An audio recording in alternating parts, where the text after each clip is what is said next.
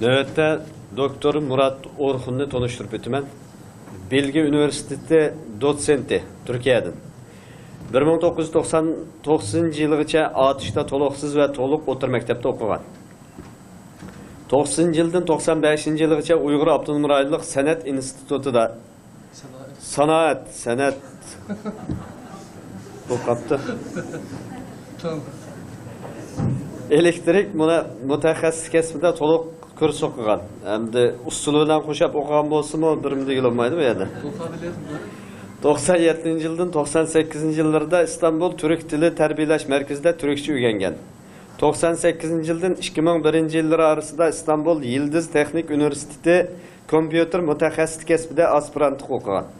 2003 yıldan 2010 yılları arasında İstanbul Yıldız Teknik Üniversitesi Kompüter Mütehassislik kasbida doktorluk okugan. 2006 yılda 2010 yılgacha İstanbul Bilgi Üniversitesi kompüter bilimlerinde tədqiqatçı bulup işleyen.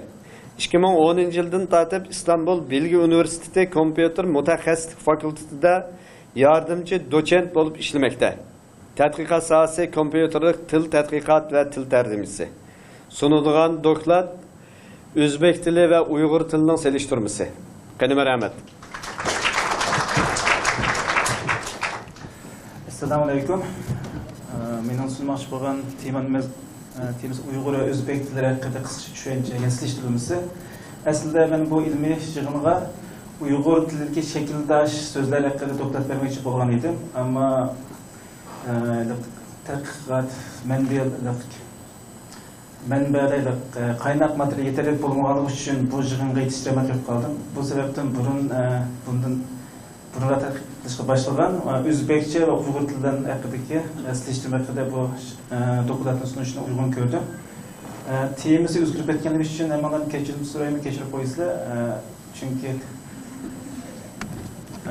Çünkü yeterli manba bo'lmaganligi uchun yig'inga yetishmay qoldi. Bu qanday mana ikkinchi tush. Tamam. Bu yig'inda asosiyatdan men 4 temaga yig'inchalashtırışıma kompüter bilen tercüme, Uygur ve Özbek dili ilipbeleri, Uygur ve Özbek dillerinin cümle tuzuluşu. Diyeceğim 3 mezmunda kısaca mezmun bulup ahire kısaca bir xulası bir iş getirişime. Bu dokladımı söyleştim burun, Uygur Akademisi'ne tekrar kayıttan bir rahmet okuyma. Ben tuncu gittim doklad bergen vaktimde %98% Türkçe sözlügen edim şu Uygurca sözleymen dep sahneye çıkıp keyin bala dedim Murat sen Uygurca emas Türkçe sözlüdün dep bana esketişpegen edi. Bugün Uygurca sözleymen dep Uygurca sözlügenim texmen peres kılıp atdım. Çokum tirişme Uygurca sözleşke ama kalmagan şekilde Türkçe alışıp kalsa yani keçirip koysa hakikaten yakın boğanlık için alışıp bitirken. Kompüter bilen tercüme kısaca üçüncü bir öte benim üzerimdeki bilgisayar mütehassıs bir işler vardı ama tədqiqat temam asasiyetim kompüter bilen til tədqiqatı. Yakın zamanda robotlar yani maşin adamlar üzerinde tədqiqat vardı ama asaslı bir şekilde bulganlık için neden kalsa bu adı bilgisayarcı demendeydi, kompüterci demendeydi ama bu til bilen hepsi ne münasebet de yapılışına mümkün. Ama tilnemiş kompüterin tədqiqlaş üçün hakikaten mühim bir şekilde kompüter bilgiye iyi buluş lazım. Onun dışında yani kayıtıdan til cihetime belirli bir seviyede bilgi sahibi bilgiye iyi buluşumuz gerek buludu. Nimiş mühim diyen vaktimizde körüsler tabi tiller tədqiqat davetimiz. Tabi tiller biz hemimiz tabi bulup sözde vatan tillerimizin közüdür. Bunda olsa bunu tabi tiller nimiş kadar tekitleyimiz desek tabi tili olmayan tiller mi var? Karısanlar azmış kompüterde işletilen tillerimiz. Java'da işte C++, yazılan tillerin hepsi biz ona bunu tabi tiller demeyimiz. Bu kişiler tarafından bilgisayarlar, kompüterde işleşen insanlar tarafından məlum bir kural, tüzümlerge karab işletilen tiller. Bunlar pek asan bulur asasiyet. Çünkü insan yasalan için. Ama o tabi tiller mürekkep bulurdu. Her xil şekilde normal bir adamdan sözlegen tiller emdi. Buna şu şekilde kompüterga, bilgisayarga uqtirishimiz lazım. Bunu olsana hakikaten minglarcha xil ahvolda söz o'tirib chiqdida buna şu kompüter bir o'zdan bu adam emas endi. Shu tushunib bir taraf qilish lazım. Ve tabi til tədqiqatı Bu jihatdan aytib muhim bo'ladi. Shuna bu jihatdan kompyuter haqiqatan bek muhim bo'ladi. Ama bu qachon boshlangan desanglar, burundan boshlab ketgan, ammo eng kritik muhim vaqtlari 1960-yillarda o'tirib chiqqan. So'qaq savash vaqtida. So'qash vaqtlarida. Tez avjiga chiqqan vaqtlarda bek o'tirib chiqqan va buni amerikaliklar boshlatgan. Bular ruslarniki o'shalarda maxfiy shifrlarni çözümüzde, qarasanlar to'xtamash signallar va internetda havola qilib yuradigan radiochilik simsiz telefonlarda ashun yig'ib, cheklib, analiz qilib, tadqiqot qilish kerakda. Buning uchun o'zingizga millionlarcha uchirilgan gap. Ashuni qancha vaqt desanglar, ba'zida 5 minut, ba'zida 10 minut, ya ba'zida 1 soat ichida tadqiqlab chözib hal qilish lozimda. Bo'lmasa uzrib ketadi bu. Ash vaqtda to'g'ri hal qilmasanlar, buningki ma'nosi yo'q ketadi. Şuna bu adam kıpladığından şey emez. Şuna kompüter kılıç lazım. Dep başlatkan ve 60 cümle üzerinde tədqiq qilgan. Netice algan bunlar. Nəhayət qəlblik bolğan 190 netice algan. Yani Rus dilini İngiliz tiliga. Bunu nə xoşlab ketgan deyken boldu. Biz mush kompüter bilan mush tərcüm qilsak yaxshi bo'lgan deb nəhayət ko'p mablag' ajratib 10 yillik bir tədqiqat başladı. Amma qarasa netice o'tirib chiqmaydi. Sebep u vaqtki bilgisayarlarning ishlash tezligi tuvan bo'lishi. Ondan keyin bilgisayarlarniki deysa kompyuterlarniki qayd qilish turklar hafiza deydi, ular uchun deymiz uqmayman. Nima? Ha, kapasite deymiz, xotirlash sig'imchanligi tugan bo'lganligi uchun deydiki, bular mablag' ko'tarmaylikda to'xtatib qo'ygan. Shuni buni albatta deydi, shundan keyin 20-30 yil aqsilib ketgan. Keyin kompyuter texnik san'ati taraqqiy qilganligi uchun tekrar qaytadan bu avjiga kunda ham keldi va nurg'un tercüme materyalleri hazır işletimimiz hazır. Hazır deysek, onda biz hazır qanday program işletimimiz desanglar, bunu şöhret akımız pek yaxshi o'qidi, Abdüşekimiz yaxshi o'qidi. Hazır nurg'un doğru yazsanglar, hazır eng hazır aktiv ishlatgan programlar shu hazır. Bir doğru yazsanglar, uningki xil-xil tillar tushunchisini chiqarasiz. Ayni vaqtda bir kunga biz nima chiqarsanglar, ishlatayotgan texnika sözcük, atalgılarımız standart, uygun bulunmak için çıkartılır. Bu nimetsen tar derecelik, tar dairçiliğe bir tercüm kılıç sistemidir. Onundan başka, mesela hava malumatları tercüm kılınan sistemdir. Mesela Kanada'da bilgisayar resmi dil İngilizce ve Fransızca. Şu an bu bir makale ya da bir hava texminli münasebetli doktor yazmak olsa, iki tane tilde bir de vakitte oturup çıkış lazım da bunu. Şu an bu nerede %100% doğru işlavatıdır bu. Ama nimesinden pekaslıken hava malumatı bir şekilde doğru işlavatıdır. Ondan başka yani bir mesele örnek versek, mesela Japonya'da tercüme kılıngan, geliştirilgen İngilizceden Türkçe'ye bulgan ilaka maqalalarning temisini tercüme kılıngan programı. Qanday maqalaning temisini bersanlar asosiyaten qisqa, tar darajalik bir program bo'lgani uchun bu to'g'ri natija beryapti. Ve bu maqalasini asosan maxsus hollarda ishlatilgan tercüme programı deb o'tirib chiqadi. Ama so'rasanglar genel, yani her qanday hech qanday cheklimsiz, her qanday tilni tercüme qiladigan, yani bir tildagi, her alandagi, mesela tipi, sahiy, tozalik deymiz, hepsi tercüme qiladigan bir program bormi desanglar, hozir shunday programlar chiqib bormadi. Çünkü adam mı qilolmaydi, çünkü yetish lazım o kesib soatda. Endi mesela bunda qilmoqchi bo'lsak, nima ish qilolmaymiz degan vaqtimizda ko'rib, nurg'un qiyinchiliklar bor. Mesela har qanday tilda ko'rsizlar. Tengdaş sözler deydi, mendaş sözler deydi, şekildaş sözler deydi, qo'shma sözler deydi. Bunlar hepsi kompüter o'zi bir taraf qilish lazım. Mesela nima deymiz desek, yana atalg'ularimiz bor, ata so'zlarimiz bor, maqol temsillarimiz bor. Mesela kızım sana aytay, kelinim sen angla degan gap so'zlar bo'ldi. Buni hiçbir vaqt kompüter tercüme qilsanglar, bu normal tercüme qildi, ama hakikaten biz arzu qilgan iliqi ana tilimizdagi ma'no chiqish lazımda, bu kompüter buni qaror berish lazım. Buni odatda bir asan masala emas bu. Unda bo'lsa, belki bunda biz nima qilib tadqiq qilmaymiz. Yana acaba, yani texma Yapur Sovetlik tercüme sistemi qilamiz desak, xosiyati texma yaxshi natija ola olamiz desak, qarab baksak, hozircha qilgan tadqiqotlar ichida o'xshash til sistemiga tabi bo'lgan tillar o'tirish tercüme bir qadar unum yuqori bo'ladi. Masalan, turk tillari deymiz, ya Yevropa tillari. Masalan, nima desangiz, masalan, inglizchani fransuzcha tercüme qilsangiz, bu osonroq bo'ladi sistemda. Ammo inglizchani xitoychaga qilmasangiz tez bo'ladi. Yani turk tillarida ham o'xshash. Masalan, turkchadan, masalan, turkmanchaga tercüme qilmasak oson bo'ladi, ammo turkchani ekilib ya da yaponchaga Japonca biraz asan, çünkü cümle şekli asan bo'lganligi uchun, ama Fransızca qilmasangiz yana tez bo'lyapti. Shunga buningda bu sebepten xalqlarni tercüme qilmoqchi bo'lsa, asosiyatdan o'xshash til turkumiga tabi bo'lgan tillardan munosabatli tadqiq qilishga ahamiyat beryotidi. Unda qarasak, unda bo'lsa turk tillarida munosabatli tadqiqotlar qanchalik saviyada hozir desak, asosiy Turkiya Cumhuriyati, ya'ni Turkiya turkchasiga munosabatli tadqiqotlar nihoyat ko'p hozir. Bek oldida sababi Turkiya davlatining mustaqil bo'lishi va Turkiya davlatininki bu tadqiqotlarga yuqori saviyada mablag' ayritishi bilan munosabat bo'ladi. Undan keyin boshqa Turkiya davlatlari uchun desak, hozir yangidan mustaqil bo'layotgan Qozog'iston hozir biroz oldiga o'tishga boshladi, ammo undan o şekilde mustaqil davlatlar bular. Bundan boshqa Uyg'ur tili qancha saviyada desak, Uyg'ur tili Turkiya tilidan keyin ham hozir eng yuqori saviyada hozir.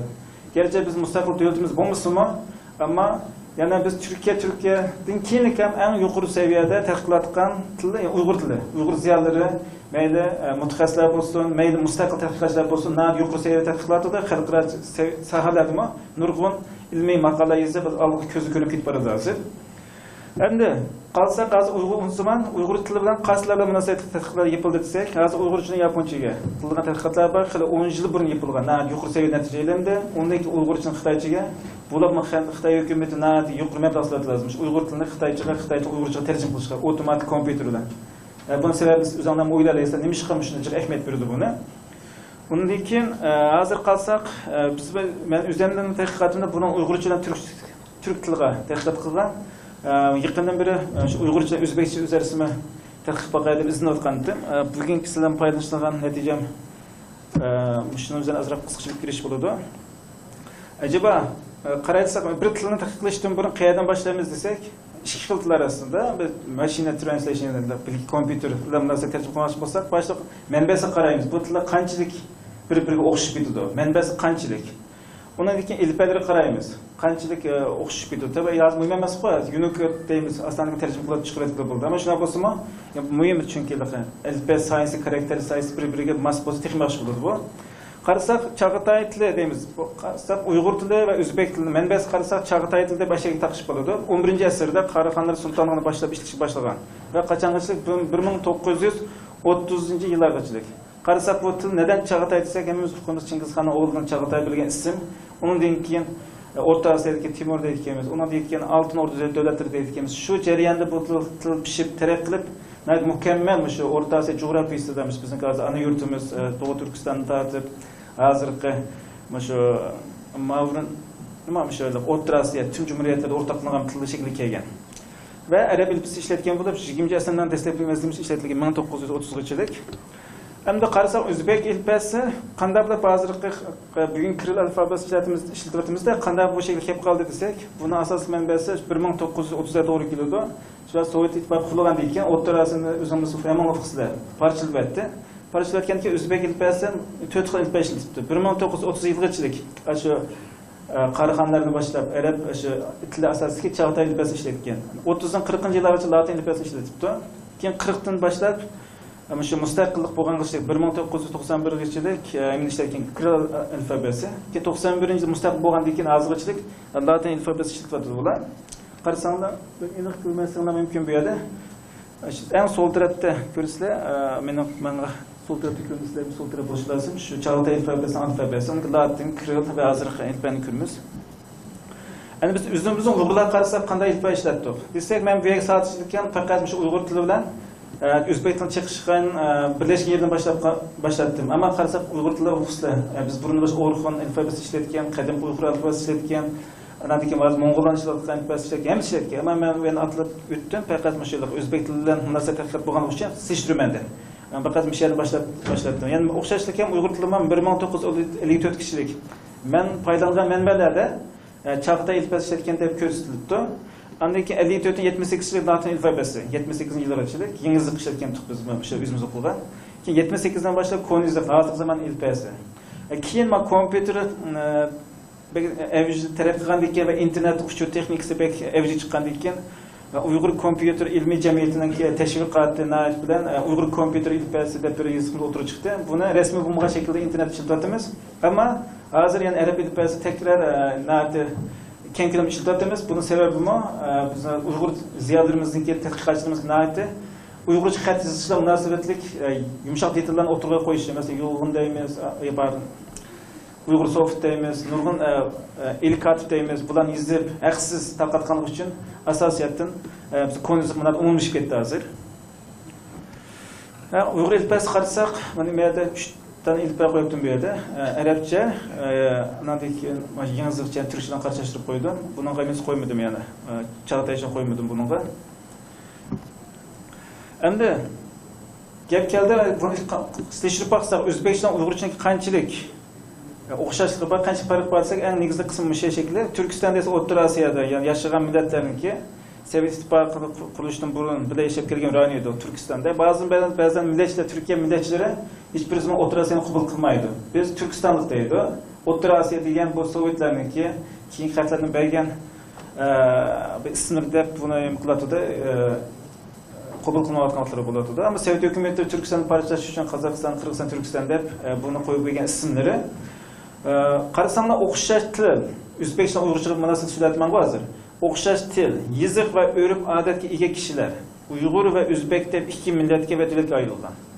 Hozir siz Toshkentga borsangiz, %70-80% eng az degan joyda Uyg'ur metal o'qigan bo'lsangiz, bu Uyg'ur rayonida xotirjam paranchalaysiz. Kelgan do'ppilar, ko'pning ko'ngilidagi atlas, o'pma o'xshash. Hatto o'zbeklar bizning Istanbulga kelib, bizning vaqtga tutib borgan vaqtiga hayron qoldi. Bu o'zbeklar do'ppisini berib eklabsizlar deb. Ammo dedikki, bu Uyg'urlar keldi desa hayron qoldi. Nima qilsanglar bu o'zbeklarmi? Ajdaqqa chetga chiqmagan xatlar bo'lgani uchun deyotganki, do'ppi bizniki, atlas bizniki deb mashlar kelib qolgan xatlar ekan endi. Talab chiqib bular bizniki deb hayron qoldi. Demak, hozir Istanbulga kelib o'qigan o'zbeklar deydiki, demak bizning Uyg'ur ekanimiz aslida ba'zi miyak shu tushunchaga ega hozir. O'qigan ziyolari. Ammo hech qanday talab chiqmagan fanatik deymiz, ashir millatchilar deydi, yo'q, biz o'zbeklar bizni qabul qilmaydi. Anaki O'zbekistonda ona yozgandek Uyg'ur va o'zbek tillarini ayrim til deb tunishgan nayat munosabat qabul qilmaydi nurg'un manbalarda. Bu ikkidan til emas bu deb. Shunga bu bir tilniki ikki xil shevisi, masalan, Qashqar va Xotanga o'xshash, Urumchi o'xshash deb qabul qilmaydi. Ikkinchi, O'zbekistonda yashayotgan kishilarning tili ig'ir darajada sun'iy bir shaklda o'zgartirilgan va hozir o'zgartiryapti shu Sovet zamonida. Bular malik Farschaga, Eronga, Natishnaga yaqinlashtirilgan. Bunun qarshi chiqqan o'zbek ziyolari, gizlicha yozuvchilar hammasi Stalin zamonida sonlab hammasi yo'q etilgan hammasi. Ammo bu ikki tilniki shunday ishlar bo'lgan bo'lsin, bu ikki tilning jumla tuzishi o'xshashlik saqlanib qolgan. Bundan boshqa yana bu ikki tilda ishlatayotgan nurg'unlagan o'rtaq so'zlarimiz hozirgi kunimizlik bor. Ammo keyingi zamonlarda Uyg'ur tiliga hanuzki so'zlar kelgan bo'lsa, o'zbekchaga rus so'zlar qatnashgan, eklangan. Men qisqacha qarash beslashtirma chiqardim. O'zbekchadagi kishilik almashlar bu bek muhim. Bir tilni qarasangiz, bu shu kishilik almashlar deysiz. Boshda bek muhim bir tilning kelib manbas belgili xarakterlaridan birisi. Qarasangiz mana bosh keshlaysiz. Men va o'zbekcha hozir. Men, sen, siz, u, biz, siz, sizlar, senlar, ular. Qarasangiz hech bir farq yo'q bu. Faqat bir ikki karakter her fark var. Mesela senler, sizler. Men Qashqar turkchisida, Uyg'urchada buni hammasi bor. Uyg'urcha qarasak mana men, sen, u, biz, sizlar, ular. Ammo Qashqar tilida bor, sizlar bor, buni ishida sizlar bor, o'zlari bor. Mana kelib qo'ysak, texnik kengayib ketadi bu. Qarasanglar hech bir farq yo'q aslida. Ammo mana shu ben paylagan kitobda faqat shu 3 tane almashni qo'yapti bu yerga. Endi ikki mana jumla tuzish qarashib boqaylik. Shu oxirgi bir slayd tugaydi hozir. Oxir qarasanglar mana o'zbekcha. O'zim ishlayman. Ama Türkçe, Uyg'urcha qarasak, o'zim ishlayman. Ishlayman. Bir a harf farq bor. Bir talaffuzda bunchalik farq bor ekan bizning vatanda ham bor. Ikkinchisi qarasanglar, Kerime o'zi kirib keldi. Kerime o'zi kirib keldi. Yana o'xshash. Har kim ekkanni o'radi. Nim tersan shuni tersan gap. Kim keldi? Bu haqida nurg'un uzun o'rnaklar bor bu yerda. Keyin xalsanglar Uyg'ur Akademiyasining to'rbetini adalaysimizdan temsil bir şekilde. Buna qarasanlar haqiqatan bu yerda boshqa bir til yo'q. Endi sizlar mendan so'rashingiz mumkin. Tamam, sen bunu qilsanglar, sen buni nima demoqchi desanglar? Evet, Uyg'ur tilida o'zbek tilida haqiqatan jumla tuzish deysizlar. Qo'shimcha asos jihatdan o'qishida bizning qilgan ishimiz bunda, chunki biz burada bilgisayar bilan tadqiq qilyapmiz. Biz insonlarga göre pek oson bu. Ammo kompyuter bu bir chip. Bir jonivor, metal parchasi bu. Faqat biz yozgan program ko'ra ishlaydi. Biz program buni anlashimiz lozim. Qanday vaqtida? Mesela ko'rsatlar masalan, o'zim ishlayman debdi. Qachon ishlayman? Qanday vaqtda a, qanday vaqtga a o'zgarib ketdi. Buni kompyuter anlash lozim. Buning uchun bu sizlarga ati ko'rindi. Ammo bilgisayarda o'tirib bunga tamamen hiçbir model qilmaysizlar-da, buni adashmaysizlar. Bilgisayar o'zidan cho'zlaysizlar, buni o'zidan hal qilaysizlar. Buni bilgisayar algoritm, matematik hisoblab turib, til jihatiga nurg'un bilimdan tushuntirib, pishiqlab ishlab o'zi hal qilish lozim. Buning uchun nurg'un tilshunoslarga ehtiyojimiz bo'ladi. ve nurgun kompüter, hatta matematiksel işleyişler oldu. Mesela statistik kılışınız lazım. Kaçlık yerde yüzde kaç %% avlaptı, yüzde kaç %% erkekti. Mesela bir örnek üretmem, misal üretmem. Bunu el kışık doğru kildi. Xulası kısak, Uygur ve Özbek tillerinde nurgun ortak sözler var. Ama bazı ortak sözler okşumağa mendimişildi. Mesela Özbek'te tamak yedin mi diyenden okat etken, okat yedin mi etken. Biz okat, biz mal mülkemdi. Bazı sözler var. Mesela çiviniz, biz paşada etkimiz, paşın çivini aşağı sözlerim bakayım bulanın ki. Ben onu okumadım, izlensek bulurdu. Ondayken Uygurcunun bağı bazı rayonlardan sözümüz bir okşaşmaydı. Şekilde sözler aşağı çıkıldı. Şekilde okşaşa ben okşamaydı lan. Hani Uygur ve Özbek'teki gerçi ben Türkçülük katılmaydı. Uygurcu ben okumayım gerçi. İki ayrı tilde körensim o. Bir yıkıntıları bulgan için yukarı süperli tercüme program işlep çıkışlar kesin buludu. Ama burada bir sual var. Biz burada hiçbir vakit Uygur ve Özbek diline işkıl ayrıntılı kabul kılamayız. Çünkü tüm %90% buna itiraz var. Kabul kılmaydı. Uygurca Özbekçe ayrıntılı emez bunlar. Bulamaydı deydi. Bu Kazakçıdan Uygurca arası azar bilmiyor var. Belki bu yapılış mümkün değil ama Uygur Özbekçe hiçbir şekilde kabul kılmaydı. Ama biz yani tədqiqatımızı qılayverimiz, tədqiqatçı olmaq üçün. Münasib suallarına bolsa cavab verişə tirişim.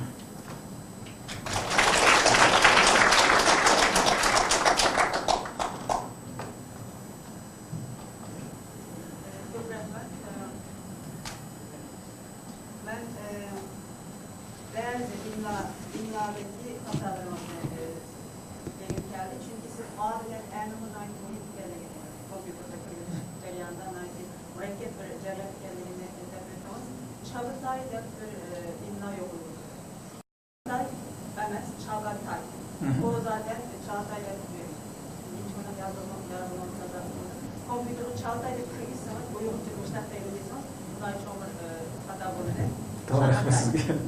Yerde birisi Özbekistan da belirtir. Belki bu Özbekistan oluşu lazım. Özbekistan oluşu gerek.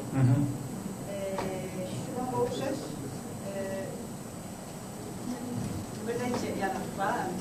Şuraya kısmımız da buydu. Çünkü siz Hasan Beşikmay var. Siz İmran ait boyunca İmran'ı ilginiz boyunca yazsak yıllar Türkiye tarafları artıştıran ayrı bir tertip etmek düşünüşen yapalım. Rusların ve Xitayların ne kısmı şu. Kandak değilse mesela Şil, Kazaklar Şil deydi. Şil de deyilip Türkler, Uygurlar Yil deydi. İşkitil diyen delini şuna bu sayandırmak için. Sen Şil değilse Şil, Yil demeyse. Şuna için Çağatay'a yazmak. Köp rahmet sizge.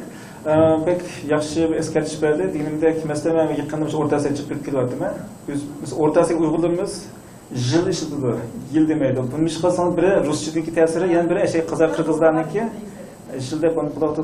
Men yuzcharan Chag'atayda biraz haqiqatan aldash yozganligim uchun xatolik qilib qolibdi. Üstelik aslında bunu konusunda yazışım şekilde gerekti. Bugün bu yığın akademinin yığınındaki telifi bu şekilde olgan dedi. Dilimdeki meğerlerde asli temini yetiştiremediğim için bu temini kısa bir şekilde aldırış tayarlayman deb imla xatolik qilib demoni kechirib qo'ysizlar. Ama hakikaten burada çok diqqat qilishimiz lazım. Bu til bizniki dedik bir millatni qo'g'dash uchun til ve bu o'zimizning o'sha buluşumuz lazım. Tilimiz sahip chiqamizsa hakikaten bu hakikaten keyingi ishlar texnikasi.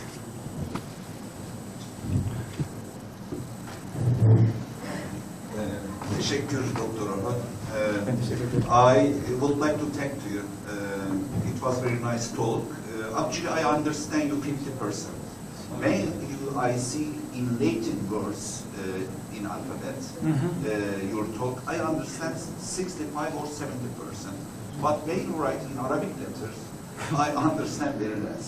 Probably we should change to maybe Latin alphabets to understand each other.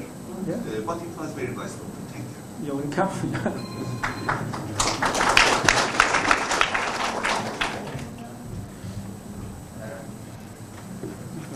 Emin peşinde Çağatay size sakallar maşallah yazmış. Millette Çağatay Çingistan işitinci oldu. Doğru. Çağatay Kulkavak'ta Çağatay'da tutulmamak. Yok tutulmagan. Evet. Şuna bu vakit birlikiye vakti Çağatay Çingistan özü ballarına özünün zemini ötüp bölge vaktida Doğru. Keyin başlıyor. Doğru. Sakalların başlangıç sakallar Yok, ben şunu demek istedim. To'g'ri. Başlang'ıç men shuni demoqchi edim. Chunki biz arabcha ishlatdik-ku, islom tilini qabul qilganda, sotib borgan islom tilini qabul qilgandan keyin arab tili u yerda ishlatgan bo'ldi. Ammo Chag'atay Chingizxonning kelganlikdan undagi biz nima bo'ldi? Shu surashda Chag'atay deysiz, anadagi Oltin O'rda deysiz, unga Aqsoq Timur deysiz, shu shekilda pishqilib ishlanib oxirida to'g'ri Chag'atay degan shakldan. Ammo demoqchi bo'lganim Uyg'ur va o'zbek tillarininki bu arab ilpasi, Chag'atayning temel asos oluşturgan bu ilpani ishlatish vaqti haqqoniyati degandek Sütük Boraxan'dan başlandı bir ma'na. To'g'ri, to'g'ri. Men burun beri sizlar tepsil yozmagan, atlab ketib qoldim, tepsil yozmadim yana. Ammo degingizga to'g'ri, biz haqqoniyat tilini boshladik. Asosi ashad etilgan. Ammo Chag'atay tilida o'tirib ishqilib chiqish suraji siz degandek ashad surajdan o'tib kelgan.